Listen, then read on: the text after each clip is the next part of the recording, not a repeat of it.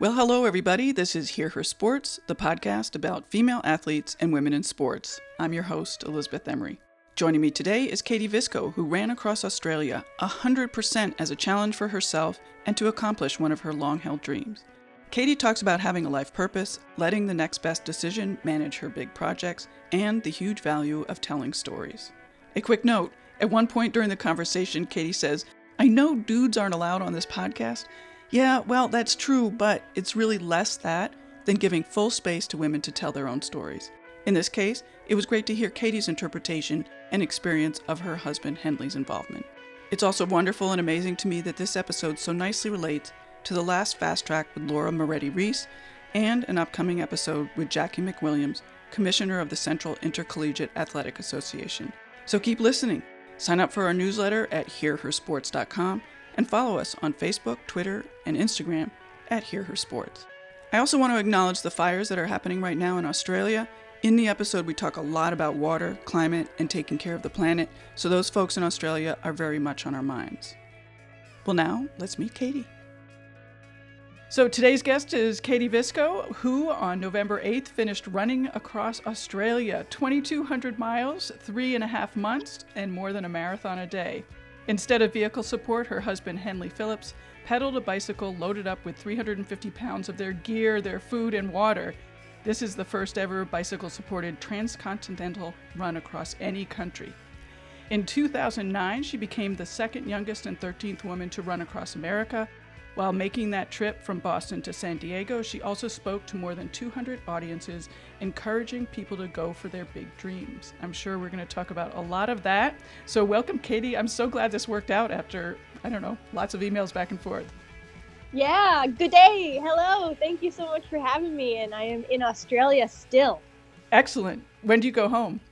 We go home in a week. Oh, so soon. Living it up while we're still here. Good. Yeah.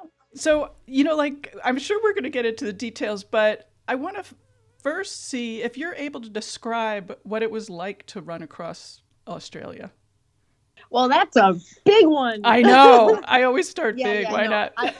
I can definitely describe it. So there's definitely been some time to reflect, and each day, both Henley and I were reflecting on what the heck we're doing and what it feels like and how we feel. So what it was like to run across Australia. One of my mentors actually put it really, really well. And he's run across the world essentially. And he said, you know what, Katie, it's going to feel like you are in jail.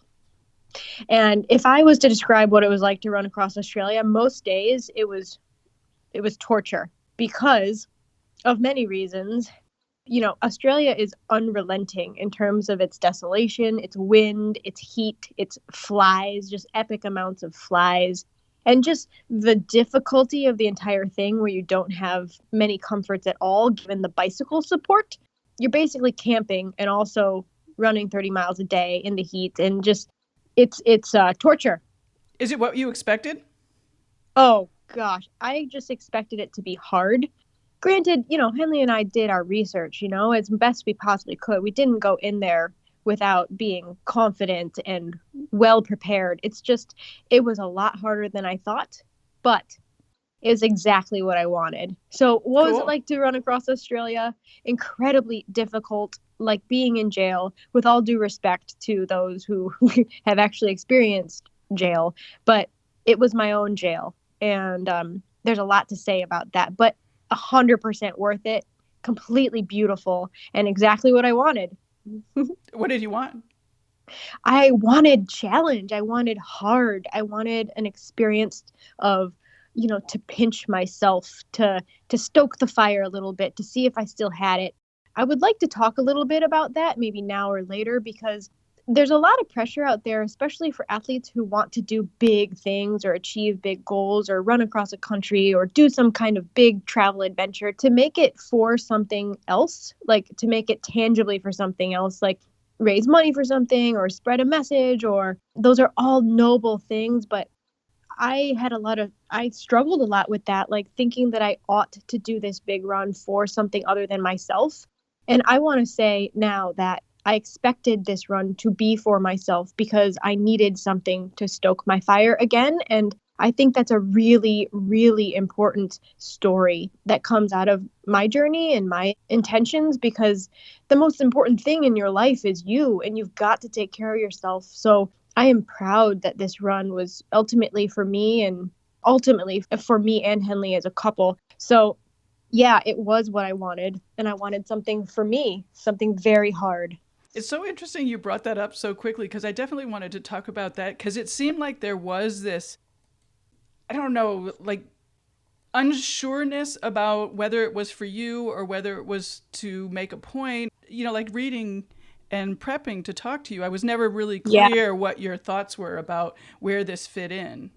Yeah, I'm glad you brought that up too. And I think you might have picked up on my own hesitation towards putting it out there that this is for me, because of the social pressures and my own pressure on myself to make it for something other than me. But at the end of the day, I'm not going to lie. I'm going to tell you the truth that this was definitely for me. And because I was following my dreams, it's like that quote out there that if you shine your light, if you go and be you, if you love yourself by giving to yourself in the most beautiful, deepest of ways, then you undoubtedly inspire others to do the same. And hey, I just strongly believe that's what makes the world go round.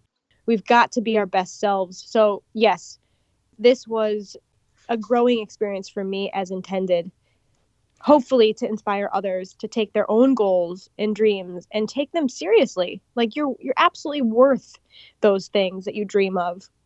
Yeah. Do you feel guilty having done it for yourself? I mean, I'm still very Oh, curious about yeah. this sort of dichotomy of the trip. I think it's really an interesting part of it.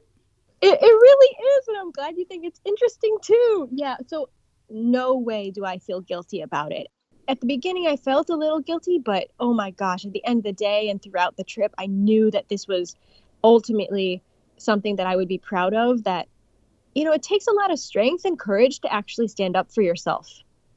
And so that's what I was doing, and I feel so proud. I don't feel guilty. But hey, there's another aspect of this is that it's not necessarily guilt, it's more like I am so freaking inspired to give back because of so much kindness that has been gifted to both Henley and I over the course of the last 5 months and basically my whole life when I've been on adventures and trips like this. It's like, yeah, I do want to continue to do things that are for me, but also really like, how can I give back? How can I give back? I've got to do more of that. It's in my bones, and I'm so inspired by others.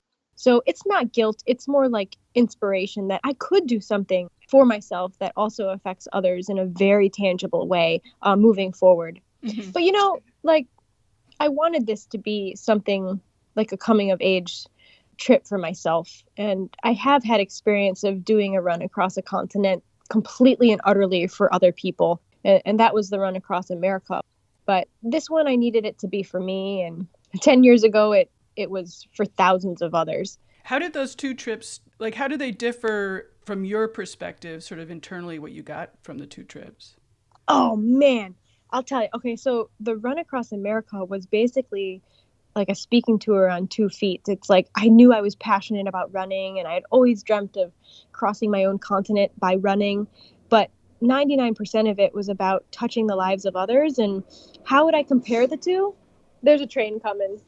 But anyway, how would I compare the two? Yeah, that one 10 years ago was outside of myself. Like I was so motivated to just be in front of people, and particularly young people, talking about goals and passions and dreams. And all I wanted out of that was to make a difference and see people actually feel inspired and motivated to go out there and like take a step towards something that they love to do or dreams that they have. I know it might sound cliche to follow your dreams, but I'm such an upstander for that. It like life is just so worth getting out there and following what you dream of.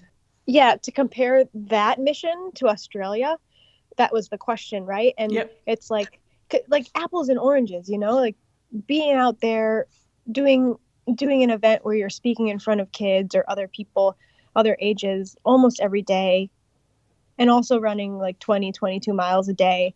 That's what that was like. People all the time, breaking bread in people's homes every night on that trip. And then compare that to desolation and being inward and going across a desert, which ultimately brings out so much creativity and introspection because of that environment. Just like totally different trips, and on purpose, actually. Oh, I just love how they're so different. Cool. And yeah. What brought you to the moment of wanting this sort of coming of age trip?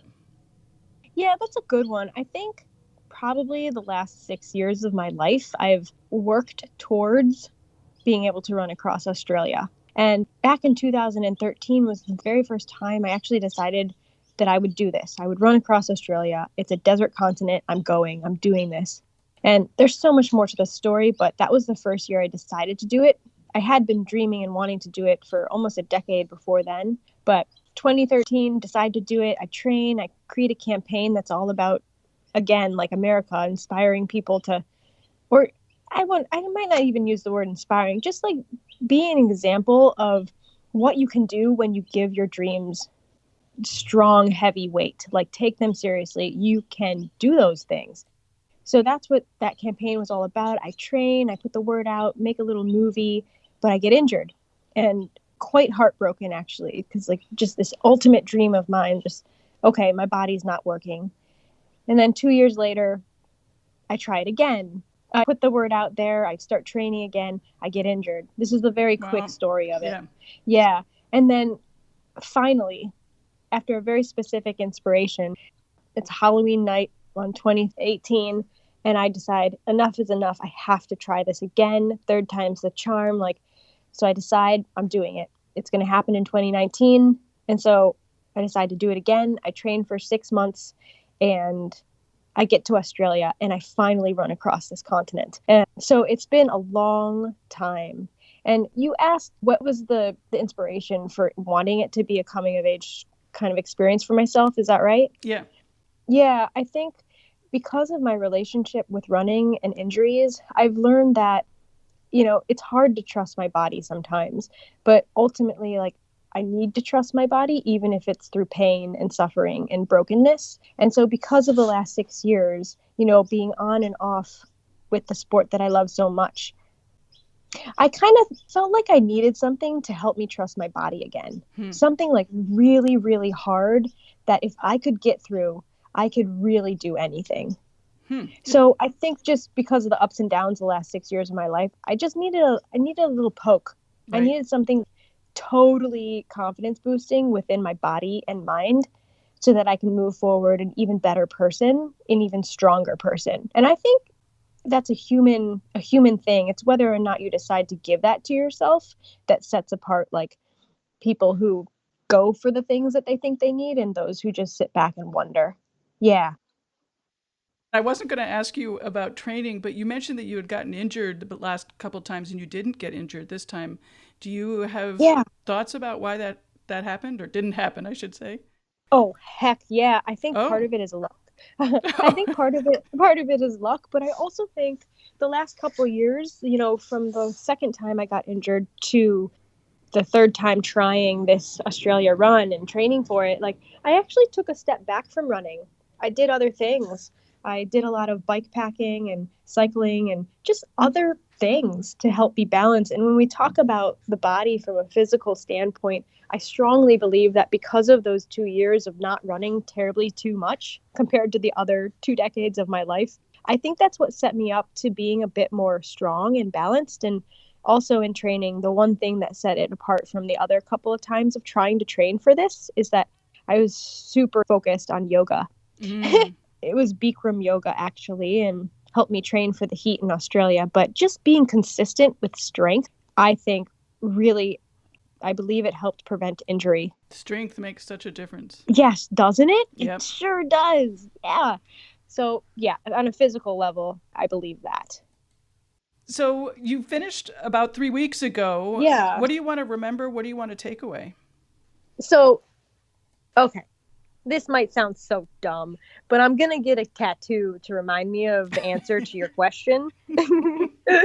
I know, I'm just, I had to say it. But the tattoo is two flies. And the two flies represent, okay, let me just back up and say most days we were covered with hundreds of flies. And the head net is our, like, the most important piece of equipment we brought on this trip. So with that in mind, these 2 flies represent that whatever it is, this is what I want to take away. Whatever it is, if it's brutal, if it's maddening, if it's so freaking hard you just want to sit down and cry, whatever it is, even if it's joyful, whatever that is, the moment is brief. And whatever it is, you will get through it. You'll get through the joy, you'll get through the hardship, you'll get through anything you can possibly feel, and it's always brief. So those 2 flies represent the hardship, the joy, the desert, Australia, the maddening times when I just wanted to cry.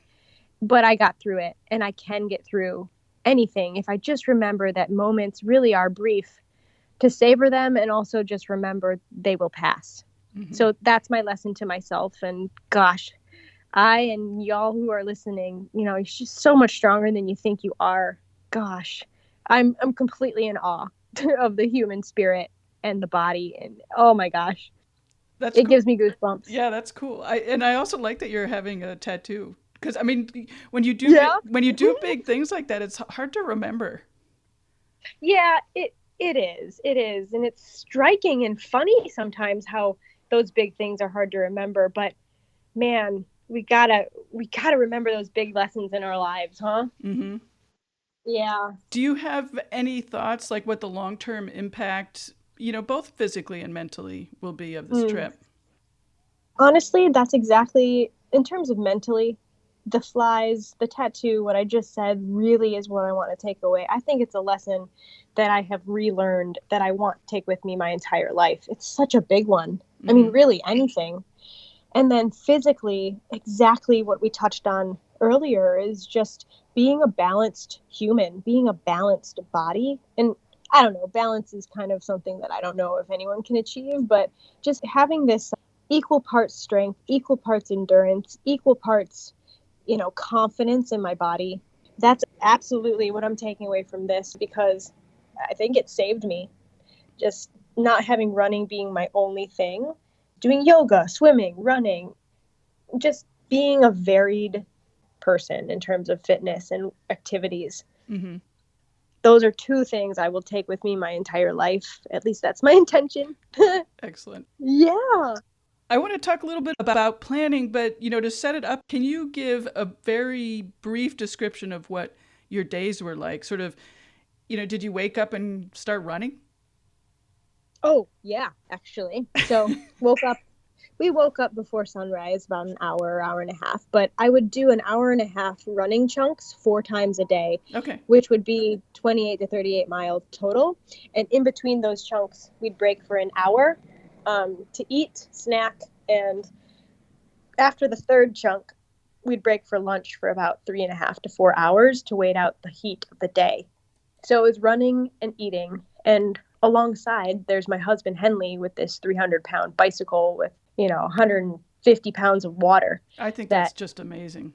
Oh my goodness. It's amazing. Like, you know, at times he is 90% of the story, and at times I'm 90% of the story, but together he is half of the story. And just watching someone you love go through incredible hardship on the bike, through sand, through dirt, wind, it's incredibly inspiring to me on what a team can do and endure.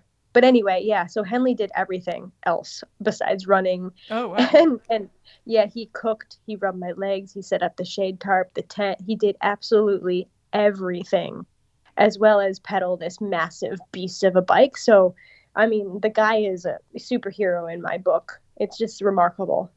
Yeah. I love that you guys did it together. I think that's really awesome. Yeah, I do too. And I just hope our story really can touch some hearts, because we are a married couple, because we love each other, and because we've endured so much together. I think that's another huge part of the story on a deeper level. Mm-hmm. Yeah. You talk a lot about wanting to inspire people or motivate people to follow their dreams. So let's talk about sort of how you tackled planning for this big project. Sure. Yeah. The whole planning aspect, that's a hard question to answer, actually, because I feel like the planning part of it, and planning for events like this that I'm really stoked about, comes naturally because I love it so much. But you're asking maybe how exactly I went about it in terms of step by step. Is that right? Yeah, I think because, sometimes when you see a big goal, Yeah. oftentimes you're not going to go after it because it just seems too big. Yeah, definitely. Oh, gosh. And so what do you So, do? I'll answer that in the context of what I think about some other things I want to do in my life where it seems a little bit overwhelming. Like when I feel that way or when I know it feels a bit too big. And I got this advice from a mentor years ago. And y'all have probably heard it before, but it's like, what is the next best decision? Literally the next best decision that you can do right now, today. That's it. That's it. And add those things up. Just add those things up day after day and you'll get there. Mm-hmm. It sounds so easy, doesn't it? But it's like oftentimes when I think of things that seem hard for me, it's like, well, oh, wait, shoot, what is the next best decision and how do I make that decision? So that's the hardest part for me. Yeah, just like when I think about that and it's like what I do, I have to look at my options. Like I can do this or this or this next. And when I think about the next best decision, the only thing I have to do is look at the overarching goal. And the overarching goal is yada, yada, yada. Mm-hmm. And which of those three options for my next step achieves that goal? And I experienced this along the way across Australia. It's like, what am I doing this for? What is my purpose? And when I had days that are so, so hard, when I was crying on the side of the road, when I saw my partner struggle so much it broke my heart, in those really low moments, motivation is so fickle that I have to remember my purpose. And I take that lesson back and it's like, for all y'all who have dreams out there or goals, it's like, what is the next best decision? Well, first think about your purpose and then come up with your next few options for your next best decision and figure out which of those options actually achieves your purpose. So I think just getting really clear with one's purpose in any kind of goal or endeavor is absolutely the crux of the whole thing. Like you have to do that. It's going to keep you motivated. It might be the only thing that keeps you motivated. And we'll be right back. Today's episode is brought to you by Sufferfest Beer, founded and led by female athlete Caitlin Landisberg. Wanting to celebrate her finish line moments, Caitlin was searching for a beer that had great flavor without compromising her autoimmune disease. So she took matters into her own hands and spent years developing the beer that she wanted to see in the world. Sufferfest Beer is gluten removed with ingredients that hustle hard. Their FKT Pale Ale has ingredients like black cherry currant and sea salt, best enjoyed at a sweaty finish line. To find Sufferfest near you, go to sufferfestbeer.com. Here's to sweating and to celebrating. Do you remember when you first decided on October 31st, like what was your next best decision? Oh man, that's a perfect question. My next best decision was to tell my husband. No, but yeah, like, look, honey, I've got a plan for us. By the way, the bicycle support was his idea, so he can't complain. Right. It was a good idea. The next best decision was, okay, I'm going to run 180 miles a week. I need to start running. So the next best decision is I came up with a training plan for the next 2 months. Yeah, just like a very simple, I need to get my body together. So I created that plan. Right. Yeah, actually, that is what I did. I remember very vividly, I made a plan for myself for my training to build up to 30 miles a week because I was like at 15 miles a week at that point. Mm-hmm. And how did you plan for logistics of, like the water, but also, what did you eat and how did you plan to carry that and get resupplies and all that? Sure. I know dudes aren't allowed on this podcast, but I wish Henley could talk about that because so that was Henley's role. Henley planned the route completely. He planned the resupplies completely. He planned the water resupplies. He planned everything having to do with our survival. And I specifically asked him to not show me the route because I just didn't want to know what I was getting myself into. And I just wanted it to kind of be special when I got there. Mm-hmm. So I don't think I can answer that question. Okay.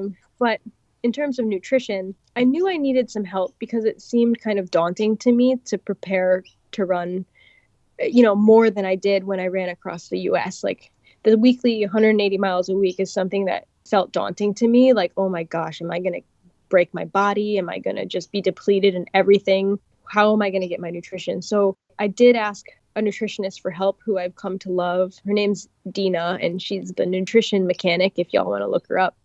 And we focused on getting enough calories, which actually part of the purpose was to practice eating more, because I knew I would have to eat like 3,800 calories a day out on the road, which I didn't ever actually do because that's a ton of food. So yeah, in terms of nutrition, we basically focus on everything: proteins, carbs, getting enough, teaching myself to eat twice the amount of snacks that I normally would in a given day during training, because I tend to not eat large snacks. So I taught myself how to do that, to get in a new habit of just eating more than you think you should. And, every woman is different with that, so I practice getting into a habit of not skimping, of being generous with my food. I like it. Yeah. And so what were you actually eating? For the run, it's very difficult to actually plan your nutrition in Australia, especially when you're going on back roads, because there's like 5 options over the course of 4 months for grocery stores. Oh, wow. So what this meant is that like every week or 2 weeks, no, like every 2 weeks, we would actually be able to get more food. Mm-hmm. So you kind of got to only be able to get what you can get at stores in the middle of the outback. And they typically had canned fish, noodles, pasta, canned beans, and then apples and oranges every once in a while, and then oats for breakfast. That's what we ate. It was very dull, and very, very dull. And that was the concern, like I knew that I wouldn't really be able to eat much in terms of anything other than beige. Right. So I knew I would be getting my body into that, and it would be no nutrition whatsoever, in my opinion. So oats are all good. I could do is oats are good. Yeah, those are good. It's just like nothing colorful, and yes. I knew that would take a toll, but it's whatever we could get. I mean, now I'm definitely focused on colorful foods for recovery, like more than ever. Yeah. And yeah, it wasn't an inspiring diet. Right. And did you pack, like bars or anything from America? Yeah, it was kind of funny. We brought a 50-pound box with us from the United States. Yeah. Wow.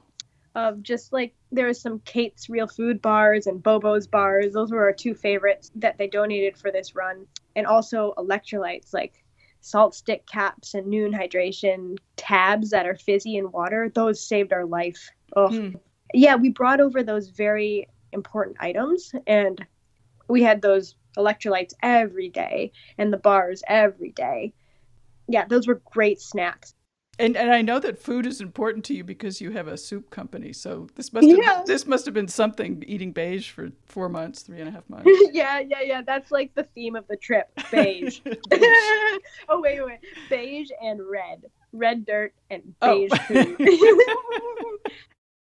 You did your own training? You didn't have a coach or anything?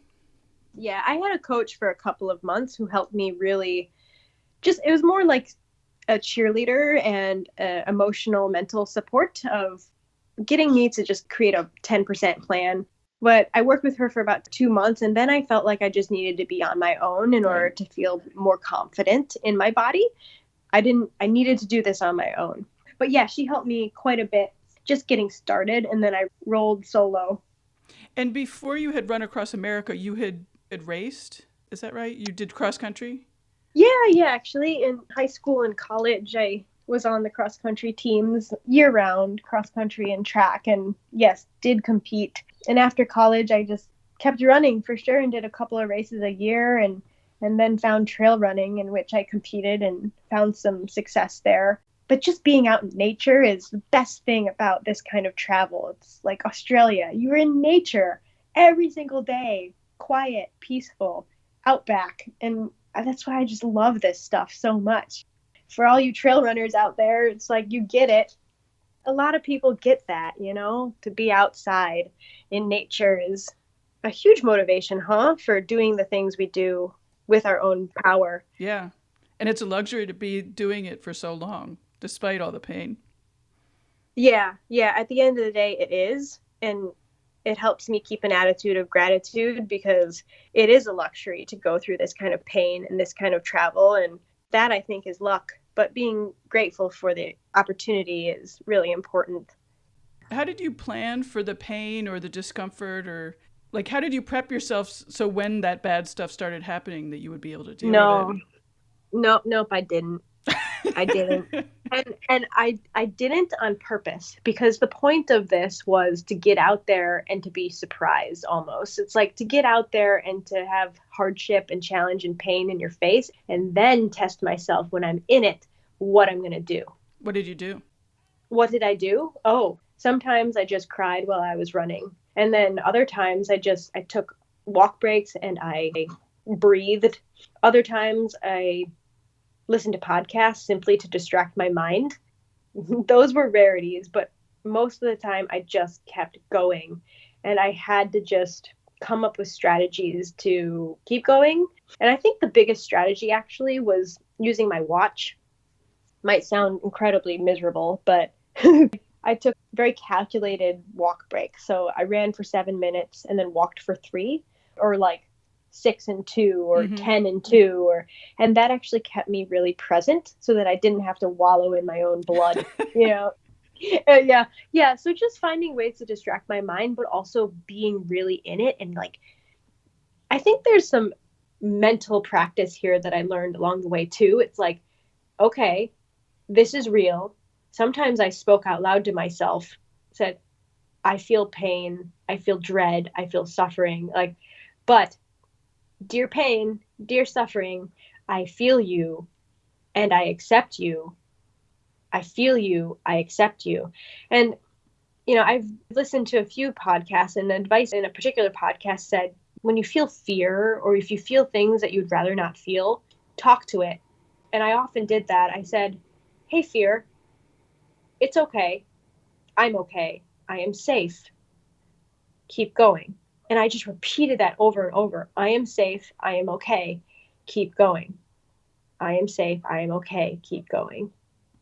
And it helped. It helped. And some of these strategies are really just really quite simple. Just saying one thing over and over again. This has just been my process, and I think it's really helpful for me and could be helpful for others. Like, instead of just trying to get rid of it, like, say one thing to it, like, hello, I accept you, and it's okay. Whatever those uncomfortable feelings are in any aspect of life, really. Often your body's trying to tell you something. Yeah, isn't it? It's like, that's what pain does. Pain is actually your friend. It's trying to tell you something like, hey, do it a little differently, or anything. And I think it's really important that we listen to it rather than cover it up with something. Mm-hmm. Yeah, I agree. How do you pass along those ideas of actually going for your dreams, but also when the pain comes, keep going, just getting the task done? Yeah, I think the best way that I see fit is to tell stories. Because it's one thing to say something, like, it's one thing for me to say on this podcast, hey, like, you can follow your dreams, like, go do them, just do it. Like, it's one thing for me to just say it, but the reason I love and feel so much purpose in doing these kinds of adventures and writing about it and showing pictures and telling stories and being out there and communicative about it is that it's all through the stories. And if I can show someone what pain looks like, and if I could show someone what it looks like to get through pain, then I feel like I've got some traction there. Then I feel like I think somebody could probably understand. Or telling a story, like when I'm in front of an audience or in a conversation or here on the phone with you, it's like there's plenty of stories to go around that can really depict what pain might feel like and what it might look like or feel like to get through it. So stories, images definitely help those lessons come through. At least that's what works for me and what I've found works. I think people react to seeing things or envisioning things or just having a story told to them. Yeah. Tell a story about pain. Cool. It's It really is interesting because the story I want to tell, the first one that comes to my mind, I didn't think about this before our conversation, but instantly the first thing that comes to my mind is not my own pain, but the pain of somebody I love. And so I would like to tell that story. Sure. Because it's kind of the turning point of the trip. We were in northern South Australia in a place very close to the Simpson Desert. Not in the Simpson, but on the outskirts. And the Simpson is like a true desert that I might envision where it's just sand. There's bush, but it's very sandy. And so we were coming apart this 2 or 3 day stretch where it's basically a sandbox where it was at least 2 to 3 inches deep sand. And there's no way around it because the road is wide, like I said, or it's narrow, but regardless, there's sand to the edges. You can't get around it. You have to go through it. And so during these days, it was just fine for me. Like I could go through that kind of stuff on my feet and still make my miles. But when I saw Henley with this massive bike, like I've been describing, so much water, so much food, pulling a double wide trailer on the back of his already huge bike, like to see the sweat come off of his skin and like beat up on his skin, or to hear him groaning, to hear him grunting as he's pushing with all of his might. I like to imagine even just like a weightlifter, when they're trying to lift weight above their head and they're just full of exasperation. Mm-hmm. It's just so the pinnacle of something. When I saw my husband look like that, and when I heard him be like that, and when I saw him push with all of his might just for me, for us, for my dream, this is a very emotional story and part of the trip for me. When I saw that, it was like my chest just crumbled. It constricted. I got goosebumps. My heart, it's like when you say your heart breaks, my heart just broke. And I cried. I cried for him. Mm-hmm. That is just like the worst pain I felt on the entire trip. When you see somebody, the person you love in life the most, go through extreme suffering, even though in this case it was our own choice to go through this, so I will keep that in mind. But for anyone out there who sees someone that they love go through extreme suffering, like, what does that feel like for you? Are you also heartbroken to see that? I mean, there's so many different examples of cases like that. I mean, people who have spouses who are sick, or people who have kids who are going through a really hard time being bullied at school. Just when you see somebody that you love go through so much suffering, that to me is how I would describe pain as I experienced it on this particular trip. And I will never forget the beads of sweat off my husband's back. And it's just like what he went through. Right. It's interesting, after you've run across Australia, your worst pain was watching him be in pain. Yep. Yeah, no question. No question. Like 500 times more painful than anything I experienced. When it gets you at your heart, at your core, that is the worst pain. Yeah. It's like everything I experienced, I can get through it. It's up to me. But the thing is that he was doing it for us. It's just remarkable. Yeah. Yeah. So we don't leave it there. What was the most joyous time while you were actually running? Yeah. Well, I will say, some might say the finish would have been joyous given how hard the whole thing was. Like, oh my God, I can't wait to be done. But the finish was actually not that joyous. It was actually kind of sad, just because, man, we wished it to be over so much, but then it gets here and, oh man, we're kind of melancholy about it. No, we were happy when it finished, but not as joyful as I thought we would be. Anyway, the most joyful part of it, it happened every day, almost every day. And it's the simplest thing. It's like, when I said we took those 3.5, 4 hour breaks in the afternoon, mm-hmm. we would oftentimes hole up under the shade tarp, or sometimes we even got an abandoned like railroad building or an abandoned outpost for an old Aboriginal community, or just like these abandoned structures sometimes, or cattle water tanks in the middle of nothingness, or just random, or sometimes a tree. But Henley would often read out loud to us, and we Oh, would that's have nice. coffee. Yeah, yeah, really nice. It's like just the highlight of every day. We'd drink coffee, have a tea. Henley would read out loud to us, and I would just lay on my back watching the sky or watching the leaves and the branches blow in the wind. It's above me. Those added up, that was the biggest joy of the trip. Every day having that total presence and comfort of like being with the person I love, being out in nature, and just having a moment of just absolute presence and feeling grateful for all of it. Is it weird to get back to social media and being connected and all the people and whatnot? Hey, thanks for asking that question. I would say it's not necessarily weird, but it does make me pause a little bit where you come out of this beautiful experience. Every day is so simple. All you have to do is run, cycle, eat, sleep, poop, get shade. And you're meeting people and you make time to actually just stop on the side of the road and have conversations. And it's just a beautiful existence. Granted, you know, life, as we call it, might not necessarily look like that for a lot of people. And also, it doesn't necessarily look like that for myself back home, back in this life. So, was it weird getting back to social media and people and connectivity? I think it was just a bit jarring. And on the same token, like, it's just the reality of things. And this life and existence is very different than being on the road doing something like that. So, I think both Henley and I are just trying to be good with transitions and not having it phase us too much. But I'll say one thing is that one thing we will take away from the simplicity of the trip, and we actually try to take this away from every trip we do because we've done quite a few things together out in nature for weeks or months on end. You come back and we're like, how can we bring this presence and simplicity into our lives back home? And that will always be a struggle, always.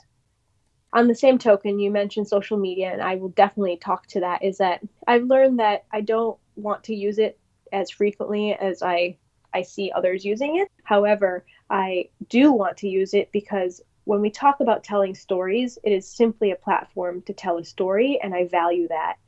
I feel grateful for the opportunity to do so through pictures, through words, because to me it's fun as long as I just keep it at bay. I mean, I can set my own boundaries, but bringing the simplicity and presence from the trip back into life back home is a big goal for me. Have you been successful in the past doing that? I think every trip that Henley and I do really influences the way we live back home. And so I don't have specific stories or examples of that, but the way we live our life, I feel very proud of because I hope it's an example of simplicity because we choose not to consume or spend very much. And we definitely try to not have much waste at all.